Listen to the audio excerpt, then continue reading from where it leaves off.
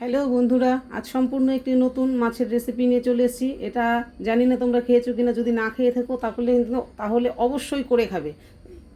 কিন্তু এই রান্নাটা করে খেতে গেলে আমার রান্নাটা কিন্তু প্রথম থেকে শেষ পর্যন্ত দেখতে হবে। তো আমি প্রথমেই মাছের নুন হলুদ মাখিয়ে রেখেছিলাম। আর এখানে মেন যে উপকরণ আমি নিয়েছি গোবিন্দভোগ চাল। এই গোবিন্দভোগ চাল ভাজা দিয়েই কিন্তু আজকে মাছের ঝোলটা হবে।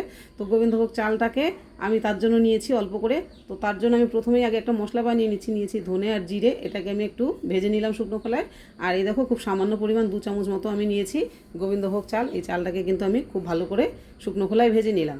এবার আমি মাছগুলোকেও ভেজে নিয়েছি, সেটা তোমাদের আর দেখাইনি। মাছ ভাজা নতুন করে দেখানোর কিছু নেই। তো কড়াতে আবার আমি তেল দিয়ে দিলাম। এবার কিন্তু এতে আমি ফোড়ন দিয়ে দিচ্ছি অল্প একটু পাঁচফোড়ন। এই পাঁচফোড়নের গন্ধটা এই মাছের ঝোলে কিন্তু দারুণ যাবে। পাঁচফোড়নটা একটু ভাজা হয়ে গেছে, দিয়ে দিচ্ছি কিছুটা পেঁয়াজ কুচি। পেঁয়াজটাকে একটু ভালো করে ভেজে নিতে হবে, যেহেতু আমি পেঁয়াজ বাটা কিছু ব্যবহার করব না এতে, তার জন্য পেঁয়াজ কুচিটা দিয়ে দিয়েছি। এবার দিয়ে দিলাম কিছুটা পরিমাণ টমেটোকে কিছুক্ষণ কষিয়ে নিয়ে দিয়ে দিলাম 3-4টে চেরা কাঁচা লঙ্কা। খুব বেশি লঙ্কা আমি এতে দেবো না। তো এবারে দিয়ে দিচ্ছি হলুদ গুঁড়ো, লঙ্কার গুঁড়ো, আর দেবো খুব সামান্য পরিমাণে ধনে আর জিরের গুঁড়ো। যেহেতু আমি ধনে আর জিরে গোটা ভেজে রেখেছি, সেটার মশলাটা পরে পড়বে বলে আমি এখন কিন্তু খুব অল্প পরিমাণে দিলাম।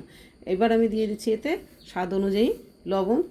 আর এই মশলাটা কষানো হতে হতে আমি যে চালটা আর ধনে জিরে ভেজে রেখেছি, এটাকে কিন্তু আমি একসাথে গুঁড়ো করে নেব শুকনো খোলাতেই।